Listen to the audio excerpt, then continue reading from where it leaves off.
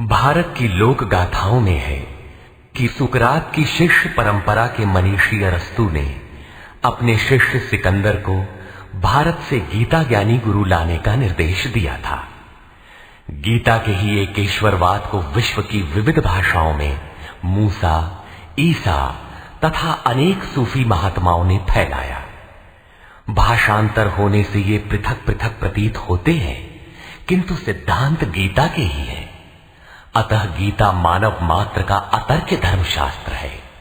गीता का आशय यथार्थ गीता के रूप में प्रस्तुत कर स्वामी श्री अड़गड़ानंद जी महाराज ने मानव मात्र को एक अमूल्य निधि दी है, जिसका कैसेट रूपांतर श्री जीतन भाई के सौजन्य से हुआ है। गीता के दसियों हजार अनुवादों के बीच दैदीप्यमान इस व्याख्या के आलोक में आप सब परम श्रेय के साधक बने।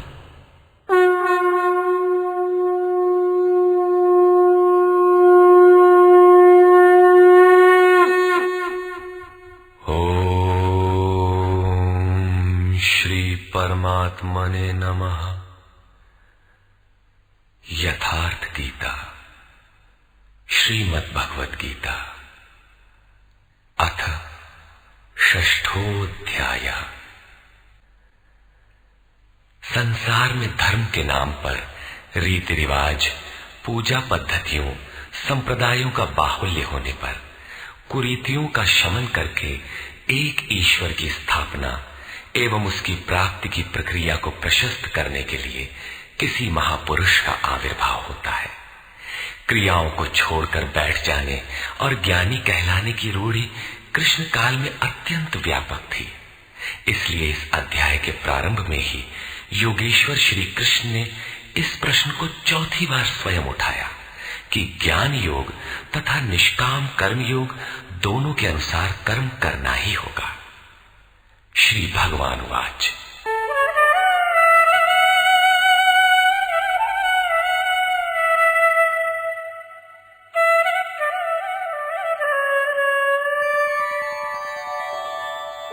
अनाश्रितः कर्मफलम् कार्यं कर्म करोति यः स सन्न्यासी च योगी च न निरग्निर्न चाक्रियः।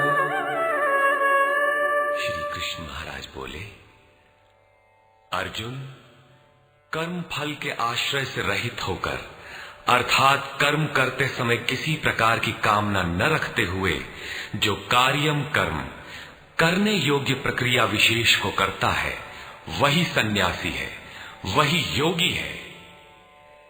केवल अग्नि को त्यागने वाला तथा केवल क्रिया को त्यागने वाला न सन्यासी है न योगी।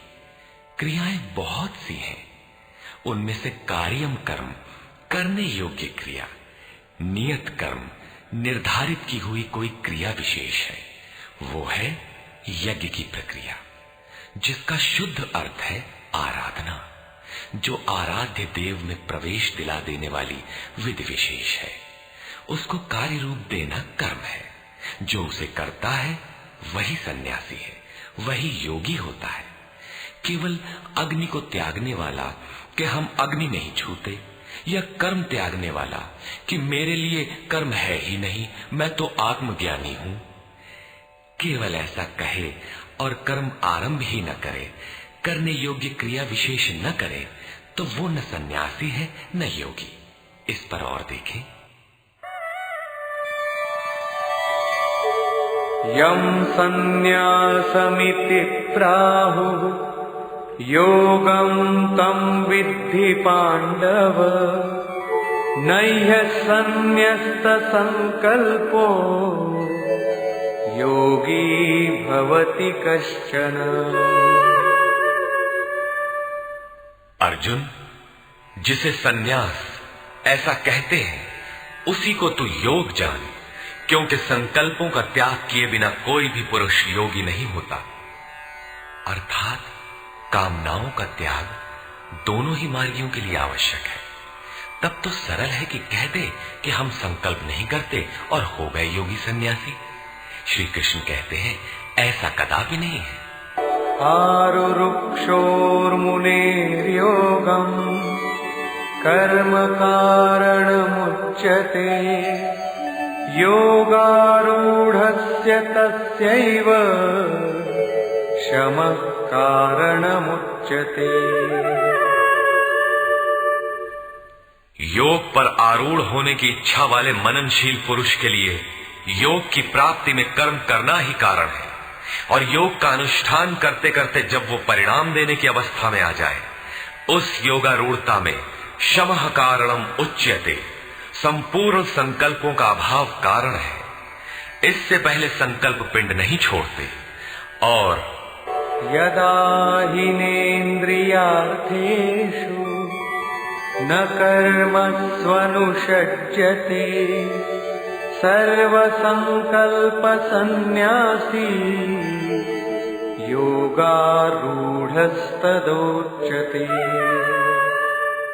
जिस काल में पुरुष न तो इंद्रियों के भोगों में आसक्त होता है और न कर्मों में ही आसक्त है, योग की परिपक्वावस्था में पहुंच जाने पर आगे कर्म करके ढूंढने किसे।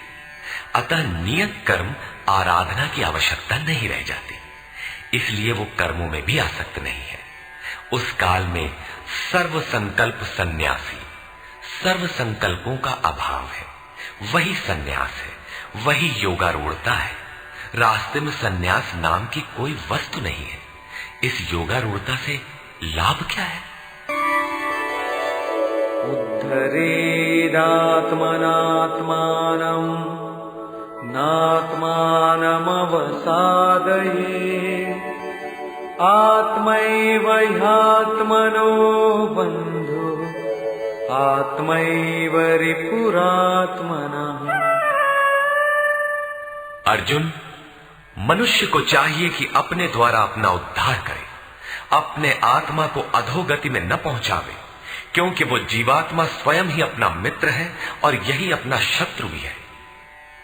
कब ये शत्रु होता है और कब मित्र, इस पर कहते हैं बन्धुरात्मात्मनस्तस्य येनात्मैवात्मना जितः अनात्मनस्तु शत्रुत्वे वर्तेतात्मैव शत्रुवत्। जिस जीवात्मा द्वारा मन और इंद्रियों सहित शरीर जीता हुआ है, उसके लिए उसी का जीवात्मा मित्र है, और जिसके द्वारा मन और इंद्रियां सहित शरीर नहीं जीता गया है, उसके लिए वो स्वयं शत्रुता में बरतता है। इन दो श्लोकों में श्री कृष्ण एक ही बात कहते हैं कि अपने द्वारा अपने आत्मा का उद्धार करें, उसे अधोगति में न पहुंचाएं, क्योंकि आत्मा ही मित्र है।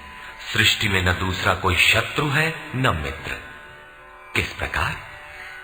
जिसके द्वारा मन सहित इंद्रियां जीती हुई हैं, उसके लिए उसी का आत्मा मित्र बनकर मित्रता में बरतता है, परम कल्याण करने वाला होता है। और जिसके द्वारा मन सहित इंद्रियां नहीं जीती गई हैं, उसके लिए उसी का आत्मा शत्रु बनकर शत्रु में बरतता है, नीच योनियों और यातनाओं की ओर ले जाता है। प्रायः लोग कहते हैं मैं तो आत्मा हूं। गीता में लिखा है, न इसे शस्त्र काट सकता है, न अग्नि जला सकता है, न वायु सुखा सकता है।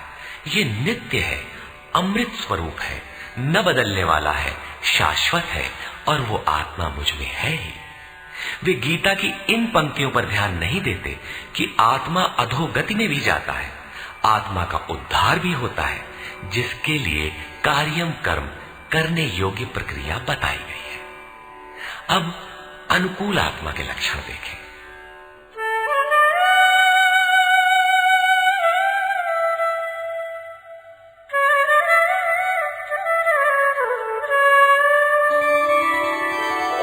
जितात्मनः प्रशान्तस्य परमात्मा समाहितः शीतोष्णसुखदुःखेषु तथा मानापमानयोः।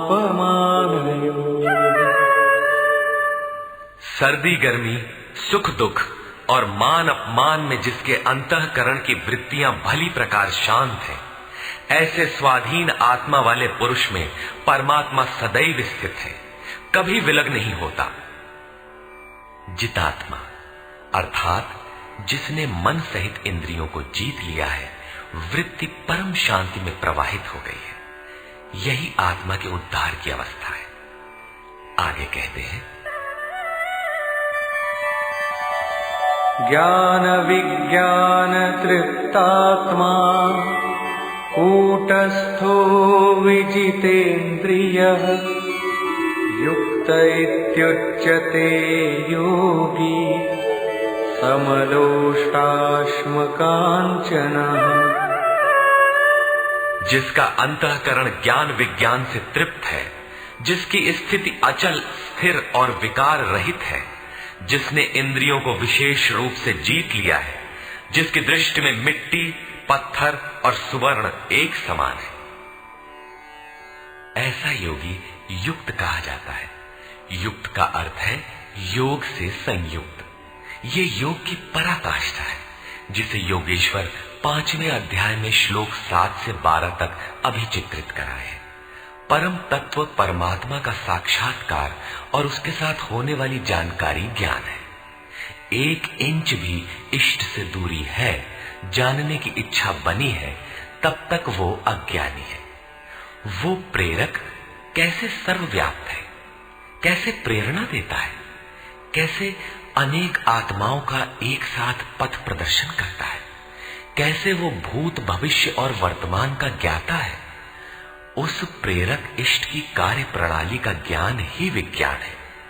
जब से हृदय में इष्ट का आविर्भाव होता है, उसी दिन से वो निर्देश देने लगता है, किंतु प्रारंभ में साधक समझ नहीं पाता। पराकाष्ठा काल में ही योगी उनकी आंतरिक कार्य प्रणाली को पूर्णतः समझ पाता है।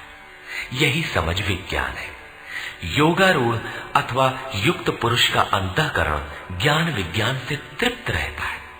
इसी प्रकार योग युक्त पुरुष की स्थिति का निरूपण करते हुए योगेश्वर श्री कृष्ण पुनः कहते हैं, सुहृन्मित्रार्युदासीन मध्यस्थद्वेष्य बन्धुषु साधुष्वपि च पापेषु समबुद्धिर्विशिष्यते। प्राप्ति के पश्चात महापुरुष समदर्शी और समवर्ती होता है।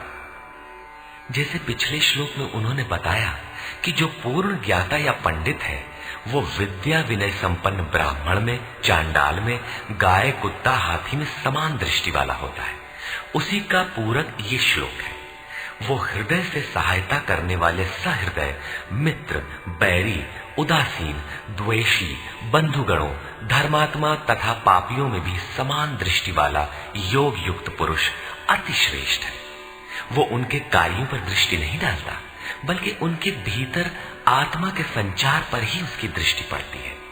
इन सब में वो केवल इतना अंतर देखता है कि कोई कुछ नीचे की सीढ़ी पर खड़ा है तो कोई निर्मलता के समीप, किंतु वो क्षमता सब में है। यहां योग युक्त के लक्षण पुनः दोहराए गए। कोई योग युक्त कैसे बनता है, वो कैसे यज्ञ करता है, यज्ञ स्थली कैसी हो, आसन कैसा हो, उस समय कैसे बैठा जाए, कर्ता के द्वारा पालन किए जाने वाले नियम, आहार विहार, सोने जागने का संयम तथा कर्म पर कैसी चेष्टा हो, इत्यादि बिंदुओं पर योगेश्वर श्री कृष्ण ने अगले 5 श्लोकों में प्रकाश डाला, जिससे आप भी उस यज्ञ को संपन्न कर सके। अध्याय 3 में उन्होंने यज्ञ का नाम लिया और बताया कि यज्ञ की प्रक्रिया ही वो नियत कर्म है। अध्याय 4 में उन्होंने यज्ञ का स्वरूप विस्तार से बताया, जिसमें प्राण का अपान में हवन, अपान का प्राण में हवन, प्राण अपान की गति रोककर मन का निरोध इत्यादि किया जाता है।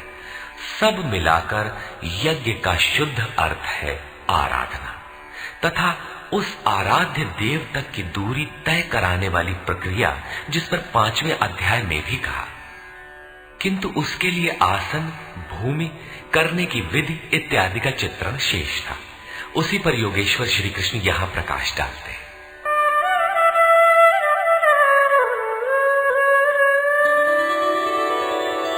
योगी युञ्जीत सततम् आत्मानं रहसि स्थितः एकाकीयत चित्तात्मा निराशीर परिग्रहः। चित्त को जीतने में लगा हुआ योगी मन, इंद्रियों और शरीर को वश में रखकर वासना और संग्रह रहित होकर एकांत स्थान में अकेले ही चित्त को आत्मोपलब्धि कराने वाली योग क्रिया में लगावे। उसके लिए स्थान कैसा हो, आसन कैसा रहे? शुचौ देशे प्रतिष्ठाप्य स्थिरमासनमात्मनः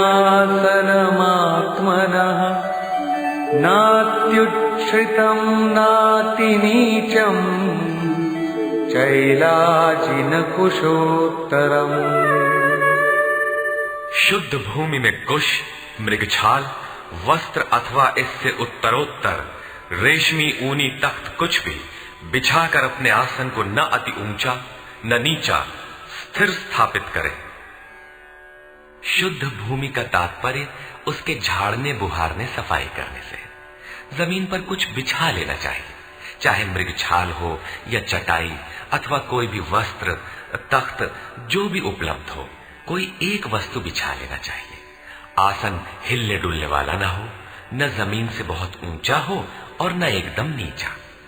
पूज्य महाराज जी लगभग 5 इंच ऊंचे आसन पर बैठते थे।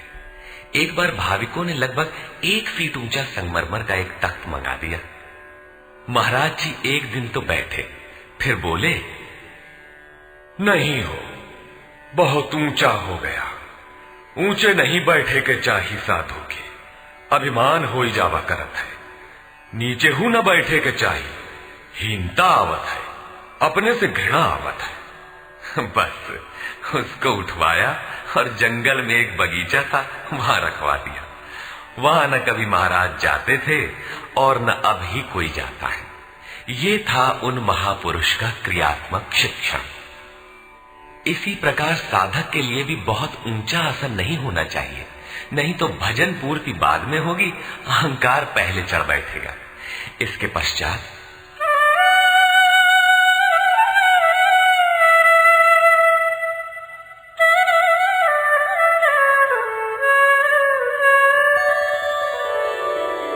तत्रैकाग्रं मनः कृत्वा यत चित्तेन्द्रियक्रियः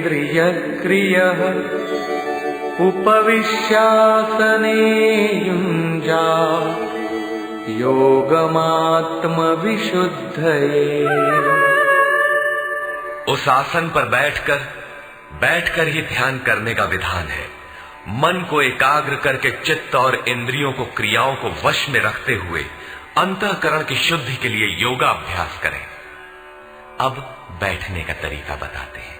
समंकाय शिरो ग्रीवं धारयन्नचलं स्थिरः संप्रेक्ष्य नासिकाग्रं स्वं दिशश्चानवलोकयन्।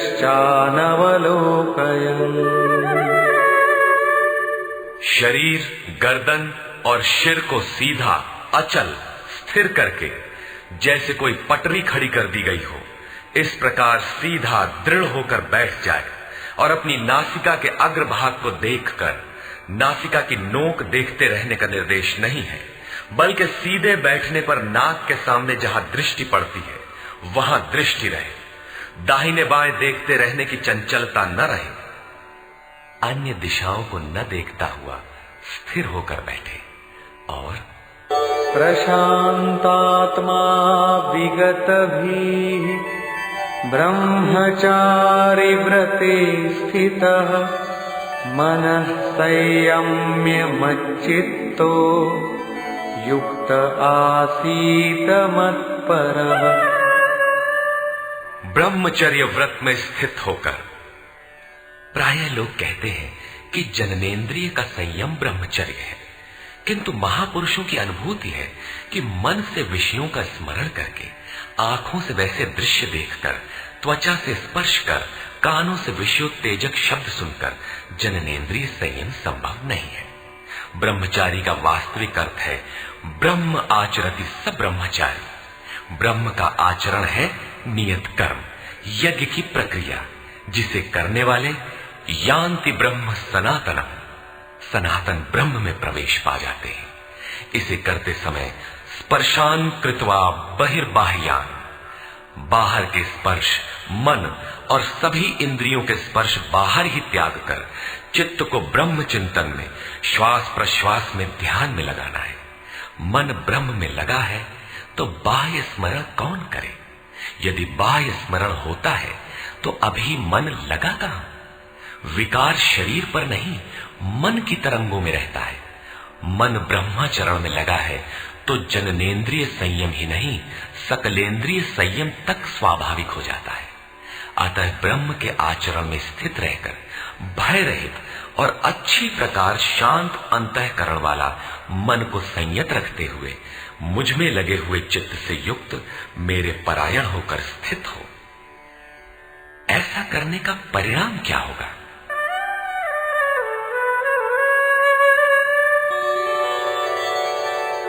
युञ्जन्नेवं सदात्मानं योगी नियतमानसः शान्तिं निर्वाण परमा मत्संस्थामधिगच्छति। इस प्रकार अपने आप को निरंतर उसी चिंतन में लगाता हुआ संयत मन वाला योगी मेरे में स्थित रूपी पराकाष्ठा वाली शांति को प्राप्त होता है। इसलिए अपने को निरंतर कर्म में लगाए। यहां ये प्रश्न पूर्ण प्राय है। अगले 2 श्लोकों में वे बताते हैं कि परमानंद वाली शांति के लिए शारीरिक संयम, युक्ताहार, विहार भी आवश्यक है। नात्यश्नतस्तु योगोऽस्ति न चैकान्तमनश्नतः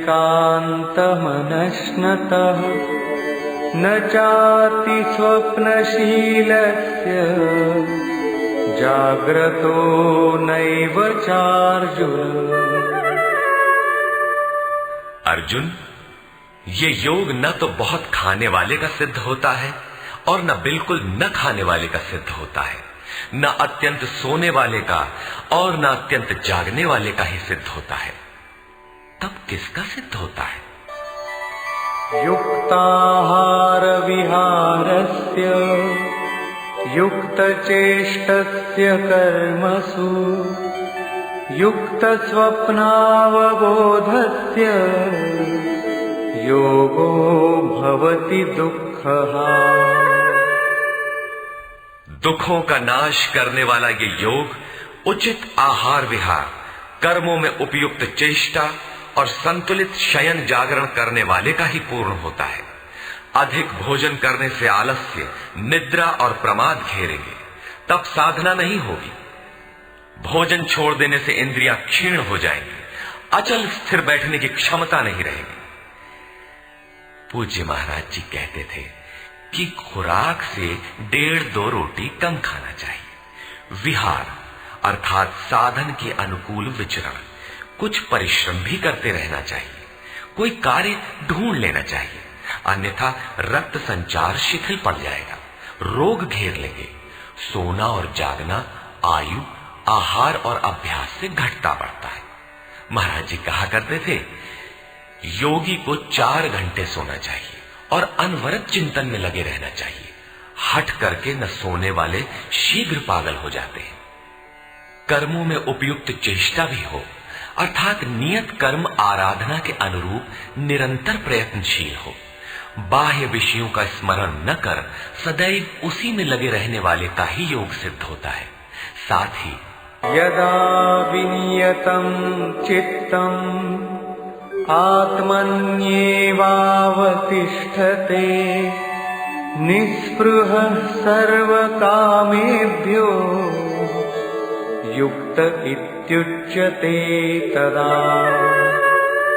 इस प्रकार योग के अभ्यास से विशेष रूप से वश में किया हुआ चित्त जिस काल में परमात्मा में भली प्रकार स्थित हो जाता है, विलीन सा हो जाता है, उस काल में संपूर्ण कामनाओं से रहित हुआ पुरुष योग युक्त कहा जाता है।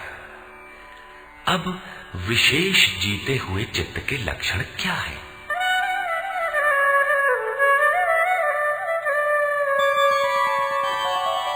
यथा दीपो निवातस्थो नेङ्गते सोपमा स्मृता योगिनो यत चित्तस्य युञ्जतो योगमात्मनः।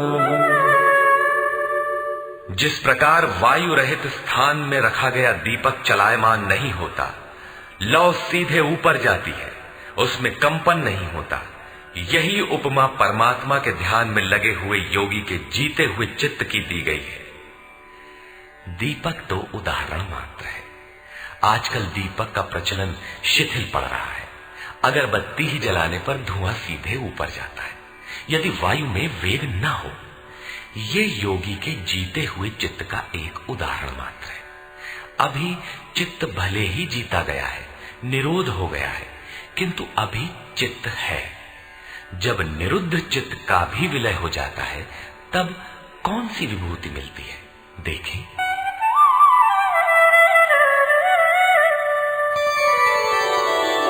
यत्रो परमते चित्तं निरुद्धं योग सेवया यत्र चैवात्मनात्मानं पश्यन्नात्मनि तुष्यति।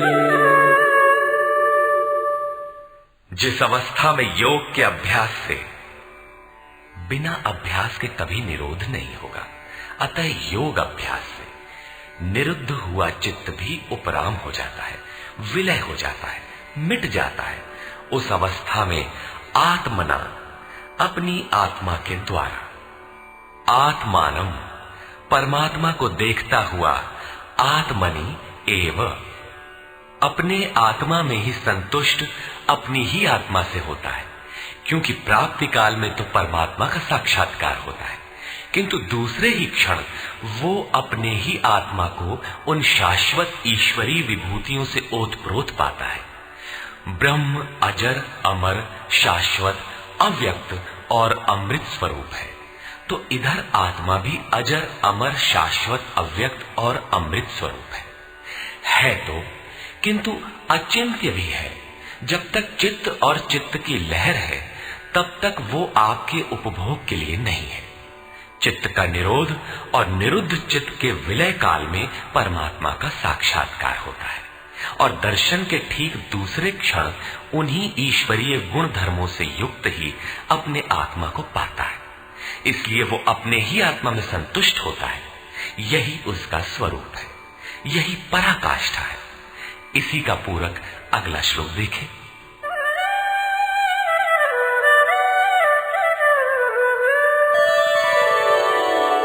सुखमात्यन्तिकं यत्तद् बुद्धिग्राह्यमतीन्द्रियम् वेत्ति यत्र न चैवायम् स्थितश्चलति तत्वतः।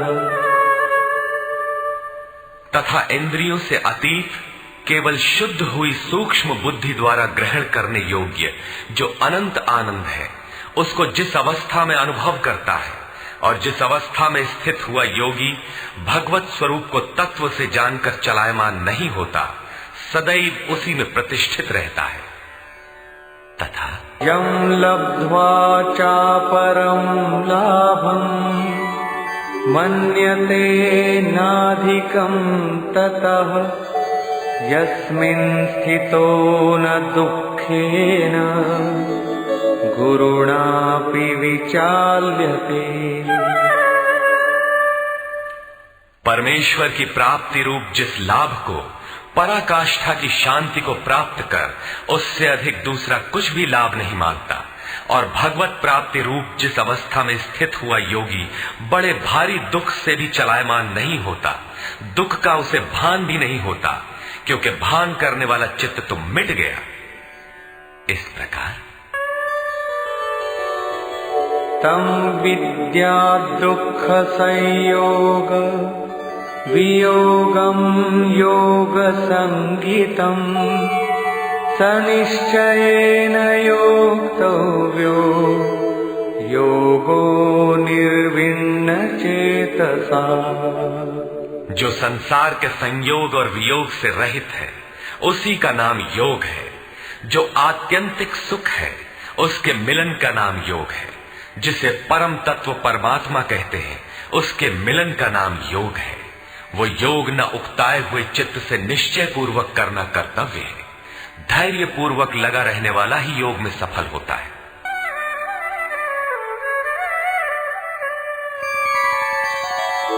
संकल्प प्रभवान कामान त्यक्त्वा सर्वान् शेषतः मनसैवेन्द्रियग्रामम् विनियम्य समन्ततः।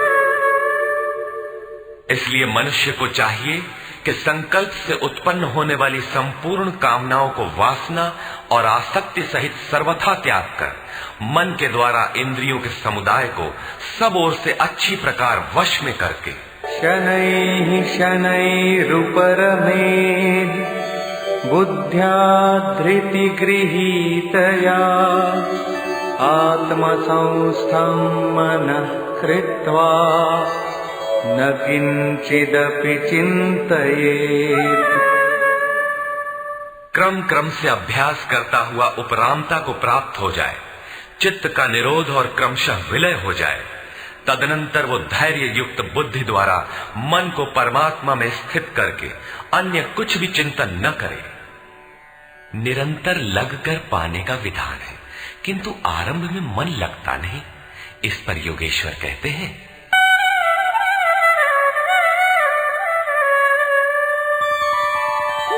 यतो यतो निश्चरति मनश्चञ्चलमस्थिरम् ततस्ततो नियम्यैतद् आत्मन्येव वशं नयेत्।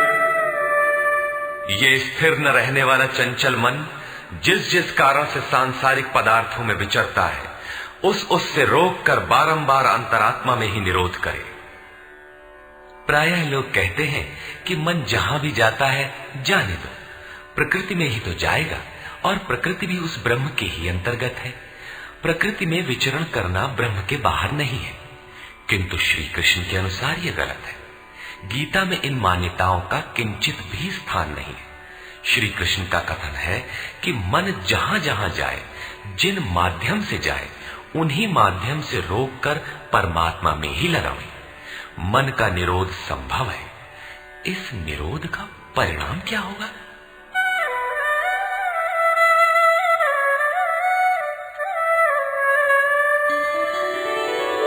प्रशान्तमनसं येनं योगिनं सुखमुत्तमम् उपैति शान्तरजसं ब्रह्मभूतमकल्मषम्। जिसका मन पूर्ण रूपेण शांत है, जो पाप से रहित है, जिसका रजोगुण शांत हो गया है, ऐसे ब्रह्म से एकीभूत योगी को सर्वोत्तम आनंद प्राप्त होता है, जिससे उत्तम कुछ भी नहीं है।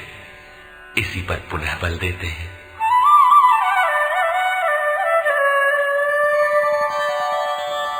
युञ्जन्नेवं सदात्मानं योगी विगतकल्मषः सुखेन ब्रह्म संस्पर्शम् अत्यन्तं सुखमश्नुते। पाप रहित योगी इस प्रकार आत्मा को निरंतर उस परमात्मा में लगाता हुआ सुख पूर्वक पर ब्रह्म परमात्मा की प्राप्ति के अनंत आनंद की अनुभूति करता है। वो ब्रह्म संस्पर्श अर्थात ब्रह्म के स्पर्श और प्रवेश के साथ अनंत आनंद का अनुभव करता है। अतः भजन अनिवार्य है। इसी पर आगे कहते हैं,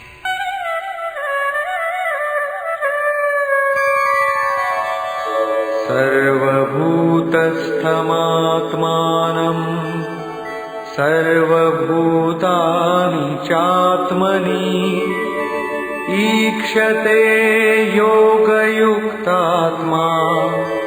सर्वत्र समदर्शनः।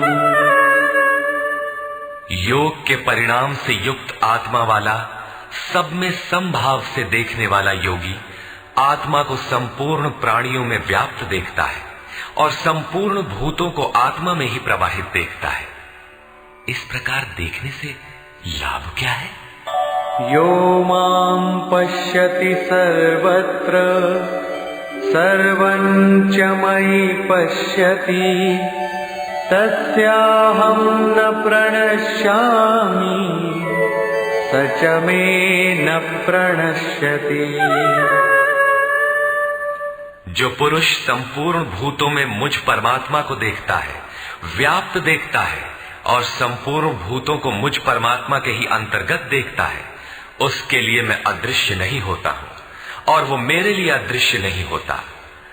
ये प्रेरक का आमने सामने मिलन है, सख्य भाव है, सामीप्य मुक्ति है।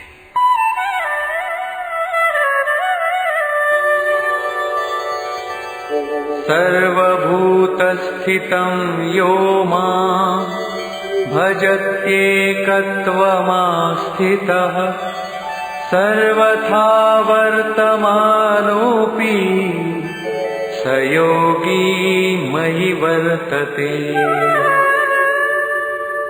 जो पुरुष अनेकता से परे उपर्युक्त एकत्व भाव से मुझ परमात्मा को भजता है, वो योगी सब प्रकार के कार्यों में बरतता हुआ मेरे में ही बरतता है, क्योंकि मुझे छोड़कर उसके लिए कोई बचा भी तो नहीं, उसका तो सब मिट गया।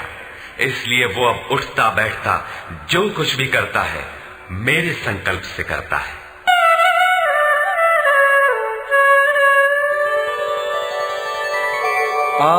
आत्मौपम्येन सर्वत्र समं पश्यति योऽर्जुन सुखं वा यदि वा दुःखं स योगी परमो मतः। हे अर्जुन, जो योगी अपने ही समान संपूर्ण भूतों में सम देखता है, अपने जैसा देखता है, सुख और दुख भी सब में समान देखता है, वो योगी जिसका भेदभाव समाप्त हो गया है, परम श्रेष्ठ माना गया है। प्रश्न पूरा हुआ। इस पर अर्जुन ने प्रश्न किया। अर्जुन उवाच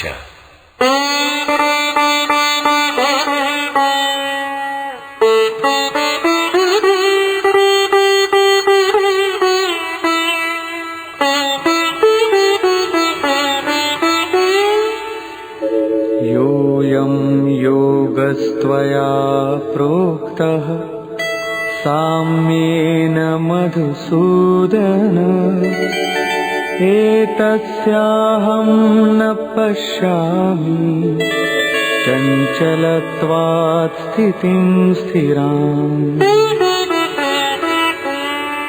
हे मधुसूदन, ये योग जो आप पहले बता आए हैं, जिससे समत्व भाव दृष्टि मिलती है, मन के चंचल होने से बहुत समय तक इसमें ठहरने वाली स्थिति में मैं अपने को नहीं देखता।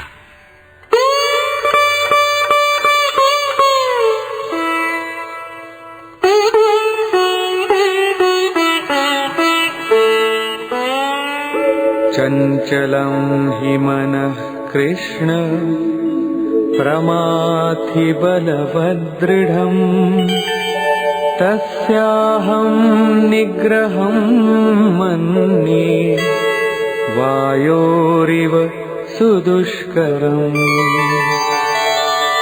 हे श्री कृष्ण, ये मन बड़ा चंचल है, प्रमथन स्वभाव वाला है, अर्थात दूसरे को मत डालने वाला हठी तथा बलवान है। इसलिए इसे वश में करना मैं वायु की भांति अति दुष्कर मानता हूं। तूफानी हवा और इसको रोकना बराबर है। इस पर योगेश्वर श्री कृष्ण कहते हैं, श्री भगवान उवाच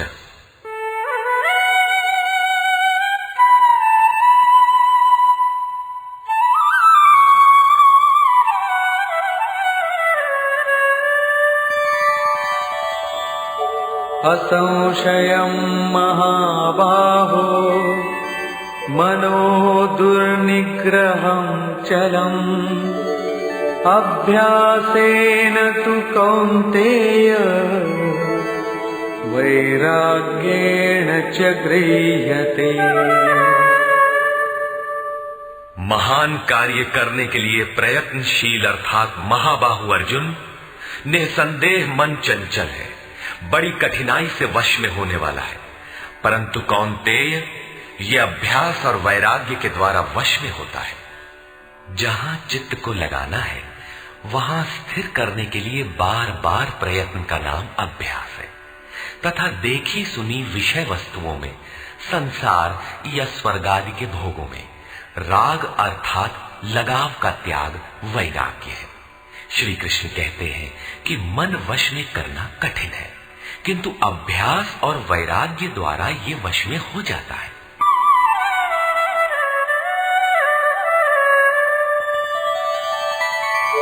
असंयतात्मना योगो दुष्प्राप इति मे मतिः वश्यात्मना तु यतता शक्यो वाप्तुमुपायतः। अर्जुन, मन को वश में न करने वाले पुरुष के लिए योग प्राप्त होना कठिन है, किंतु स्ववश मन वाले प्रयत्नशील पुरुष के लिए योग सहज है। ऐसा मेरा अपना मत है। जितना कठिन तू मान बैठा है उतना कठिन नहीं है, अतः इसे कठिन मानकर छोड़ मत दो। प्रयत्न पूर्वक लगकर योग को प्राप्त कर, क्योंकि मन वश में करने पर ही योग संभव है। इस पर अर्जुन ने प्रश्न किया। अर्जुन उवाच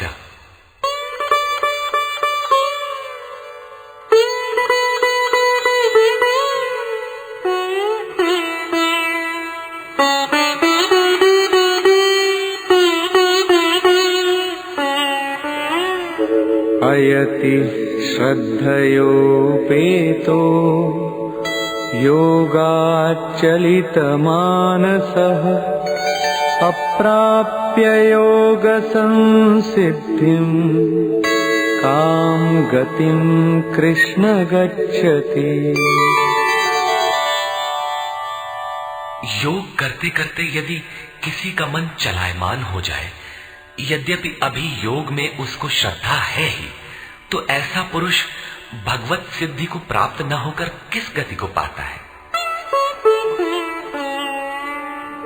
कच्चिन्नो भय विभ्रष्टः छिन्नाभ्रमिव नश्यति अप्रतिष्ठो महाबाहो विमूढ़ो ब्रह्मणः पथि।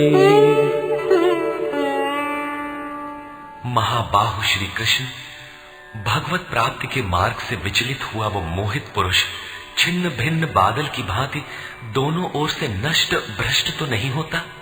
छोटी सी बदली आकाश में छाए तो वो न बरस पाती है, न लौटकर मेघों से ही मिल पाती है, बल्कि हवा के झोंकों से देखते देखते नष्ट प्राय हो जाती है। उसी प्रकार शिथिल प्रयत्न वाला, कुछ काल तक साधन करके स्थगित करने वाला नष्ट तो नहीं हो जाता। वो न आप में प्रवेश कर सका और न भोग ही भोग पाया, उसकी कौन सी गति होती है?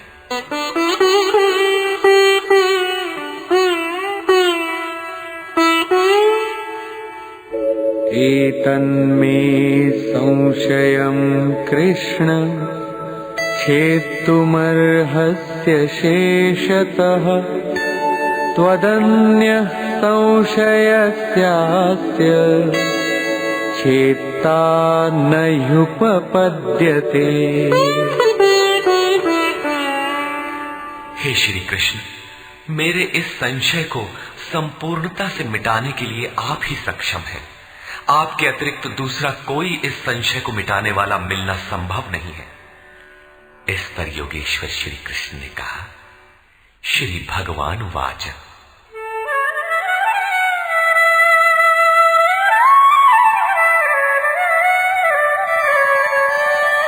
पार्थ नैवेह नामुत्र विनाशस्तस्य विद्यते न हि कल्याणकृत् कश्चित् दुर्गतिं तात गच्छति। पार्थिव शरीर को ही रथ बनाकर लक्ष्य की ओर अग्रसर अर्जुन, उस पुरुष का ना तो इस लोक में और न परलोक में ही नाश होता है, क्योंकि हे तात, उस परम कल्याणकारी नियत कर्म को करने वाला दुर्गति को प्राप्त नहीं होता। उसका होता क्या है? प्राप्य पुण्यकृतान् लोकान् उषित्वा शाश्वती समाः शुचीनां श्रीमतां गेहि योगभ्रष्टोऽभिजायते।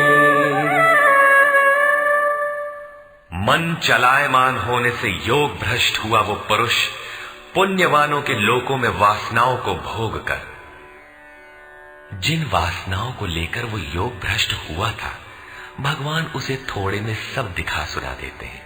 उन्हें भोग कर वो शुचि नाम श्रीमताम, शुद्ध आचरण वाले श्रीमान पुरुषों के घर में जन्म लेता है। जो शुद्ध आचरण वाले हैं वही श्रीमान है।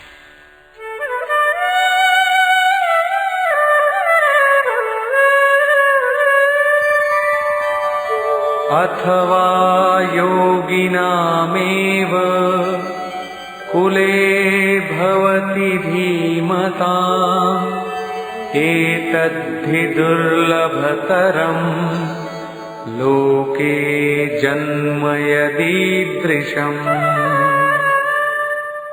अथवा वहां जन्म न मिलने पर भी स्थिर बुद्धि योगियों के कुल में वो प्रवेश पा जाता है।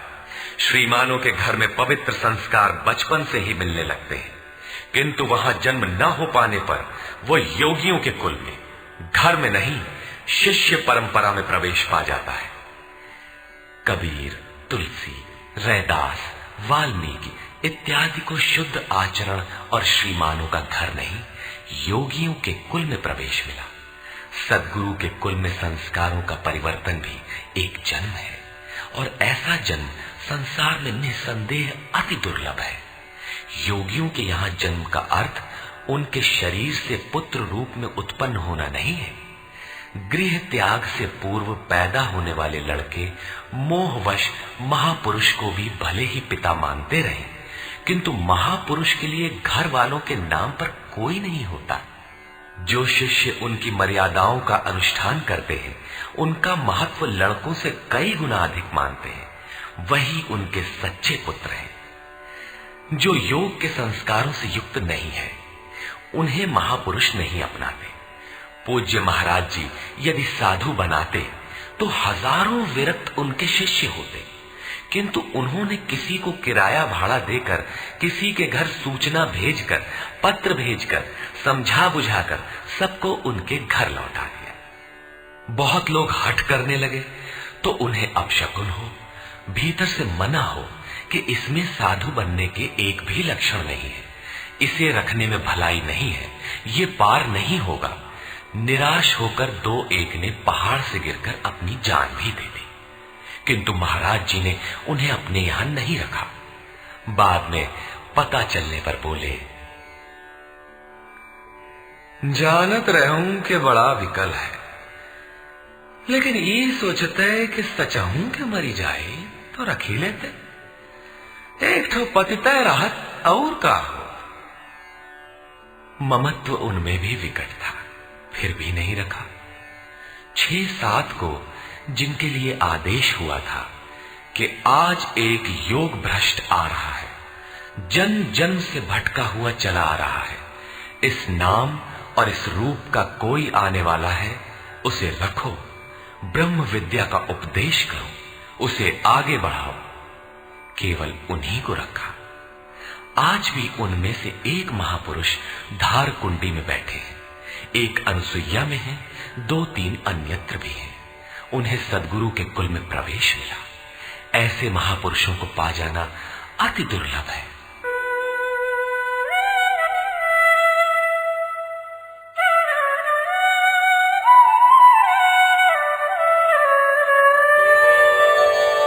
तत्र तं बुद्धिसंयोगं लभते पौर्वदेहिकं यतते च ततो भूयः संसिद्धौ कुरु नंदन।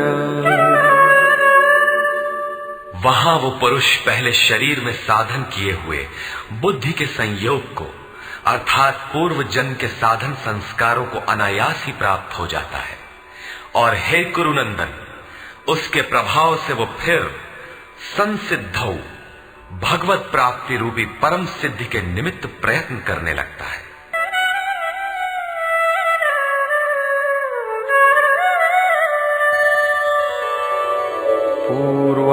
पूर्वाभ्यासेन तेनैव ह्रियते ह्यवशोऽपि सः जिज्ञासुरपि योगस्य शब्द ब्रह्माति वर्तते।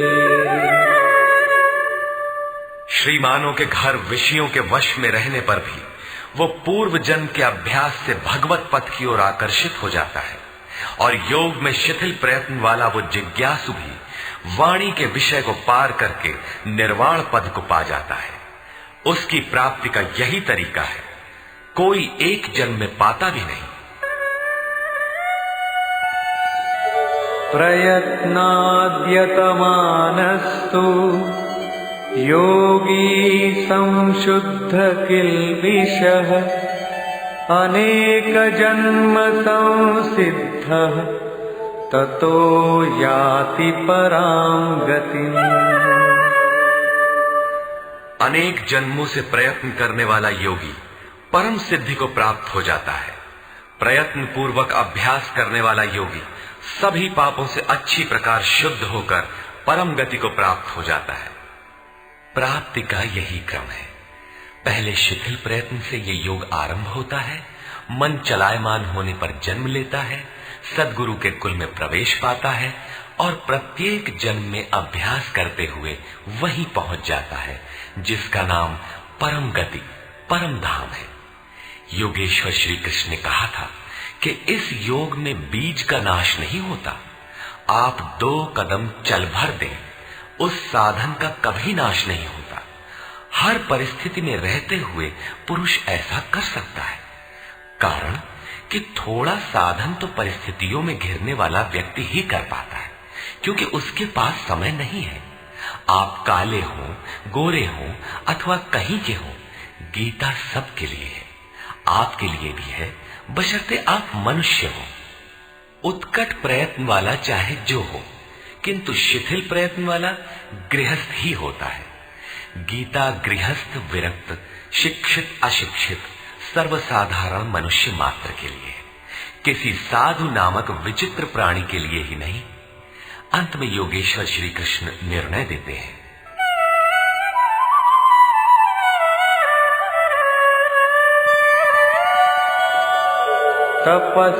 तपस्विभ्योऽधिको योगी ज्ञानिभ्योऽपि मतोऽधिकः कर्मिभ्यश्चाधिको योगी तस्माद्योगी भवार्जुन। तपस्वियों से योगी श्रेष्ठ है, ज्ञानियों से भी श्रेष्ठ माना गया है, कर्मियों से भी योगी श्रेष्ठ है। इसलिए अर्जुन तू योगी बन। तपस्वी अभी योग को ढालने में प्रयत्नशील है, कर्मी केवल कर्म जानकर करता भर है। ये गिर भी सकते हैं, क्योंकि न इन दोनों में समर्पण है और न अपना हानि लाभ देखने की क्षमता। किंतु ज्ञानी योग की परिस्थितियों को जानता है, अपनी शक्ति समझता है, उसकी जिम्मेदारी उसी पर है। और निष्काम कर्मयोगी तो इष्ट के ऊपर अपने को फेंक चुका है, वो इष्ट संभालेगा। परम कल्याण के पथ पर ये दोनों ठीक चलते हैं, किंतु जिसका भार वो इष्ट संभालता है वो इन सब में श्रेष्ठ है, क्योंकि प्रभु ने उसे ग्रहण कर लिया है। उसका हानि लाभ वो प्रभु देखता है, इसलिए योगी श्रेष्ठ है। इसलिए अर्जुन तू योगी बन, समर्पण के साथ योग का आचरण कर। योगी श्रेष्ठ है, किंतु उनसे भी वो योगी सर्वश्रेष्ठ है जो अंतरात्मा से लगता है। इसी पर कहते हैं,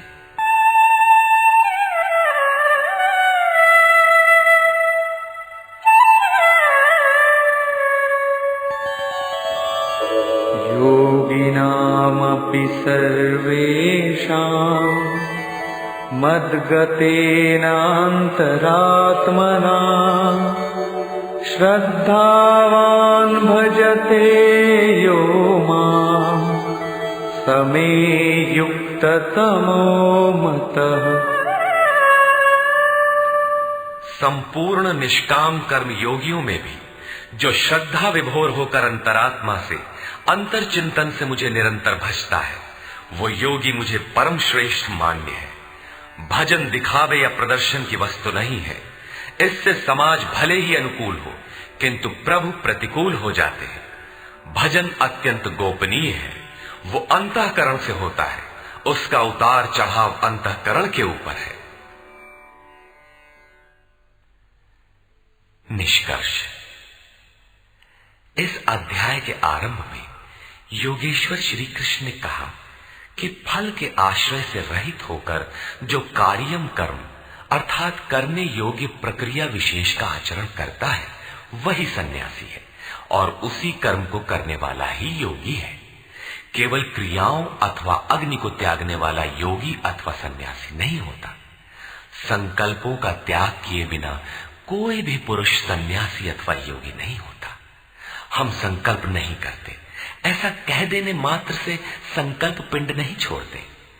योग में आरूढ़ होने की इच्छा वाले पुरुष को चाहिए कि कार्यम कर्म करे, और करते करते योगारूढ़ हो जाने पर सर्व संकल्पों का अभाव होता है, इसके पूर्व नहीं। सर्व संकल्पों का अभाव ही संन्यास है। इसलिए अर्जुन, तू योगी बन, समर्पण के साथ अंतर्मन से योग का आचरण कर। प्रस्तुत अध्याय में योगेश्वर श्री कृष्ण ने प्रमुख रूप से योग की प्राप्ति के लिए अभ्यास पर बल दिया। अतः ओम तत्सदिति श्रीमद् भगवद गीता सूपनिषत्सु ब्रह्म विद्यायाम योग शास्त्रे श्री कृष्णार्जुन संवादे अभ्यास योगो नाम षष्ठोऽध्यायः। इस प्रकार स्वामी अड़गड़ानंद कृत श्रीमद् भगवद गीता के भाष्य यथार्थ गीता का छठा अध्याय पूर्ण होता है। हरि ओम तत्सत।